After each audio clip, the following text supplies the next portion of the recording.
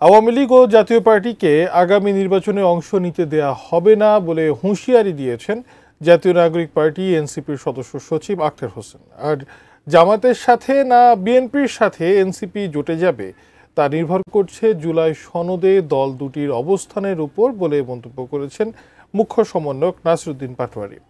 সন্ধ্যায় ঢাকা মহানগর ও ঢাকা জেলা নেতাকর্মীদের সমন্বয় সভায় এসব মন্তব্য করেন তারা।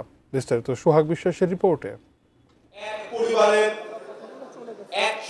জাতীয় নাগরিক পার্টি এনসিপির ঢাকা মহানগর ও ঢাকা জেলার নেতাকর্মীদের মধ্যে সমন্বয় বৃদ্ধির লক্ষ্যে রাজধানীর আবু সাইদ কনভেনশন সেন্টারে এই সমন্বয় সভা অংশ নেন দলটির কেন্দ্রীয় ও মহানগরের নেতাকর্মীরা। আমাদের তৈরি হয়ে নিতে হবে। সভায় দেয়া বক্তব্যে আগামী জাতীয় নির্বাচনে আওয়ামী লীগ ও জাতীয় পার্টিকে অংশ নিতে দেয়া হবে না বলে হুঁশিয়ারি দেন দলটির সদস্য সচিব আখতার হোসেন। সকল রাজনৈতিক দলের কাছে উদাত্ত আহ্বান রাখি, যদি কোনোভাবে আওয়ামী লীগ এবং জাতীয় পার্টি বাংলাদেশে পুনর্বাসিত হওয়ার সুযোগ পায়, বাংলাদেশকে তারা আর বাংলাদেশ রাখবে না, ভারতের করদ রাজ্যে তারা পরিণত করবে। ফ্যাসিবাদ বিরোধী কাউকে তারা আস্ত রাখবে না। অতএব আওয়ামী লীগ এবং জাতীয় পার্টি বিশ্বমানের থার্মিক্স রড, সালাম স্টিল থার্মিক্স, দেশের একমাত্র থার্মিক্স রড, তাদের সামনের নির্বাচনে অংশগ্রহণ করার কোনো সুযোগ রাখা যাবে না। আগামী নির্বাচনে কোন দলের সাথে জোটে যাবে এনসিপি সে বিষয়েও ইঙ্গিত দেন দলটির মুখ্য সমন্বয়ক নাসিরউদ্দিন পাটোয়ারী। জনগণ সংস্কার চায়। জুলাই সনদের আইনি ভিত্তিতে বাংলাদেশে নতুন একটি সংস্কার প্রক্রিয়ার মধ্য দিয়ে যারা যাবে আমাদের আগামীর জোট তাদের সাথেই হবে।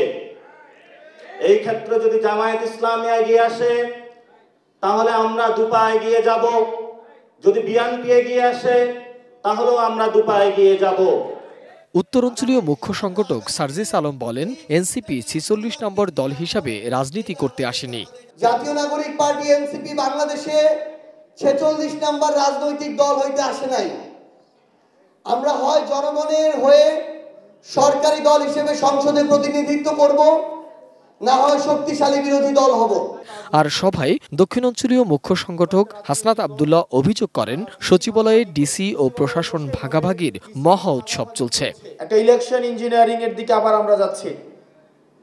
আমরা ২৪, ১৮ এবং ১৪ যে বিতর্কিত নির্বাচন, আমরা চাই না এই বিতর্কিত নির্বাচনের পুনরাবৃত্তি ঘটুক, কিন্তু আমরা দেখতে পাচ্ছি যেভাবে নির্বাচন প্রক্রিয়া চলছে সেই নির্বাচন প্রক্রিয়ায় আরেকটি প্রি ইঞ্জিনিয়ার্ড একটি ইলেকশন আবার জাতীয় উপহার পাবে। সমন্বয় সভা চলার সময় হলের বাইরে এনসিপির নেতাকর্মীদের মধ্যে হাতাহাতির ঘটনাও ঘটে। মোহাম্মদ সোহাগ বিশ্বাস, এটিএন নিউজ, ঢাকা।